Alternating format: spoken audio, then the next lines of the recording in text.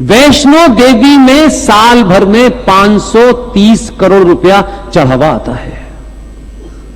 Devasthanam board Tamil Nadu में 1300 करोड़ रुपया चढ़ावा आता है। नाथ द्वारा मंदिर राजस्थान में एक साल में 83 करोड़ रुपया चढ़ावा आता है। ये मैंने अभी आपसे 3 मंदिरों की बात की है। पूरे देश के मंदिरों से जो सुप्रीम कोर्ट में लड़ाई लड़ी जा रही है, आप ही के बीच का एक साथी, एक युवा, उसकी भी मां है, उसके भी पिता हैं, लेकिन फर्क देखिए, आप अगर आईआईटी खड़गपुर टॉप करेंगे तो पूरा परिवार,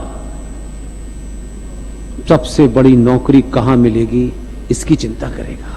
कैरियर बन गया बेटे का, अब इसको बड़ी तनख्वाह मिलेगी, यहीं तक सीमित है। लेकिन इसी समाज में ऐसे भी लोग हैं जिनको शायद इसकी चिंता नहीं है। ऐसा नहीं है कि उनके पास कहीं से नंबर 2 का पैसा आ रहा है तो वो गली गली घूम रहे हैं। आईआईटी खड़गपुर का टॉपर एक लड़का, साउथ इंडिया का आईआईटी खड़गपुर का टॉपर, उसकी खोपड़ी घूम गई है।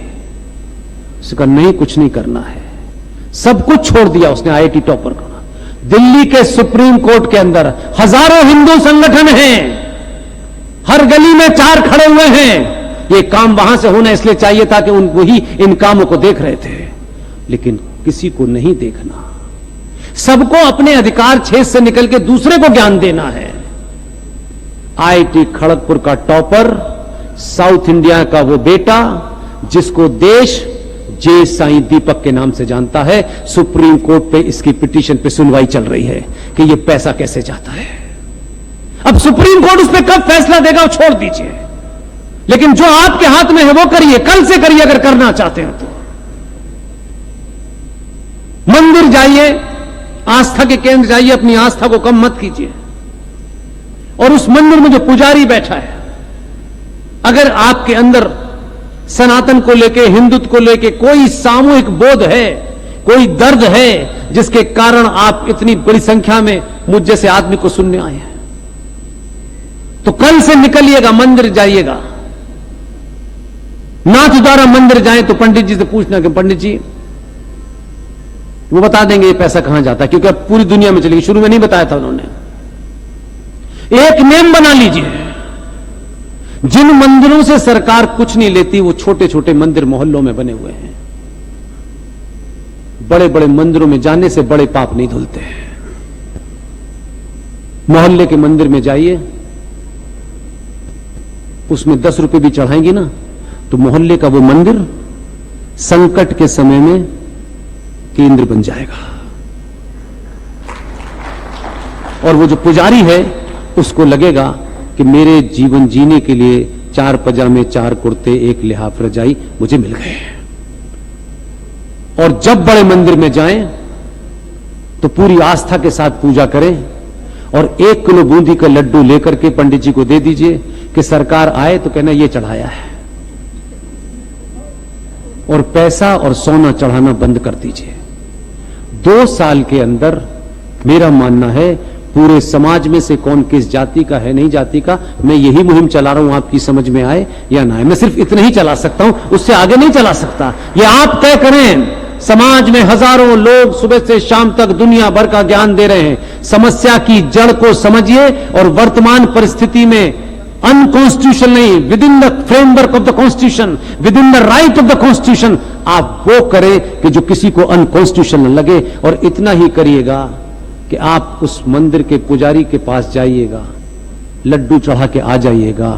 अगले 2 साल तक ये जो सोने का जो हार चढ़ा करके अच्छे वर की तमन्ना है, वो सोने का हार अच्छा वर नहीं देने वाला है। आपकी बेटी के भाग्य में है तो सोने का वर चल के आएगा, और भाग्य में नहीं है तो फिर कोई नहीं ला सकता। इसलिए इसकी चिंता मत कीजिएगा कि सब कुछ माता पिता को ही करना है कि ये हम ऐसा करके जाएं 100 साल तक होगी। एक बहुत बड़ा बिजनेसमैन है जिसकी कहानी में अपने साथी जो मेरे साथ आपके इस शहर के हैं, आपने भी कमाल के लोग भेजे। मैं एयरपोर्ट पर था, मुझे ये याद ही नहीं था। आप ही के बीच में एक साथी हैं जो मेरे साथ साथ आए हैं। मैं एयरपोर्ट पे उनको देख के चौंका। मैंने कहा आप कैसे? बोला मैंने आपकी टिकट के साथ में ही अपनी टिकट कराई है और मेरा काम यह है कि मैं ये इंश्योर करूं कि आप किसी भी तरीके से सतना पहुंच जाएं। और आरएस चौहान साहब यहीं कहीं बैठे हुए हैं, ये बैठे हैं। इन्होंने मेरा कोई भागने का रास्ता छोड़ा ही नहीं है। ये मुझे यहां तक इंश्योर, फिर इन्होंने यहां अच्छा कहीं से खाना बनवाया और अच्छी सी गाड़ी में मुझे यहां लेके आए, तो मुझे यहां तक पहुंचाने में ये आरएस चौहान का बड़ा हाथ है। खड़े होइए, ऐसे लोगों को तैयार करिए। ये इंडिगो के पायलट हैं, लेकिन इन्होंने 5-6 साल पहले मुलाकात हुई। मैं सबसे ये कहता हूं, आप अपने मन से, अपनी सुविधा से, अपने हालातों से कोई भी एक काम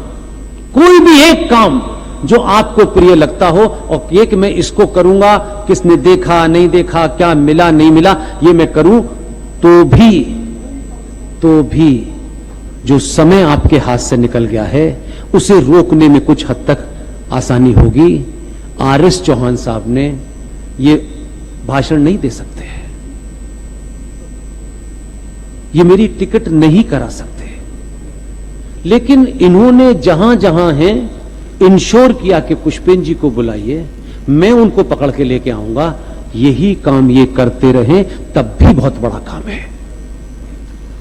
किसी ने टिकट दी होगी, किसी ने होटल के पैसे दिए होंगे, तब ये सब कुछ हो रहा है। अब होटल का पैसा देने वाला कहे नहीं पुष्पेन जी को मत बुलाइए, मैं ही बोलूंगा, तो भाई तू बोल ले, मैं यही कर सकता हूं, मुझसे उसके ज्यादा आप उम्मीद मत करिए। इसलिए अपनी भूमिका अपने आप इस हवन में तय कीजिए और बिना किसी की दुनिया में उन्होंने नहीं देखा, हमको कोई जानता नहीं है, चुपचाप करते रहिए। 84 करोड़ सनातनी हिंदुओं में 2 करोड़ सनातनी पैदा हो गए ना, तो 82 अपने आप लाइन पे आ जाएंगे।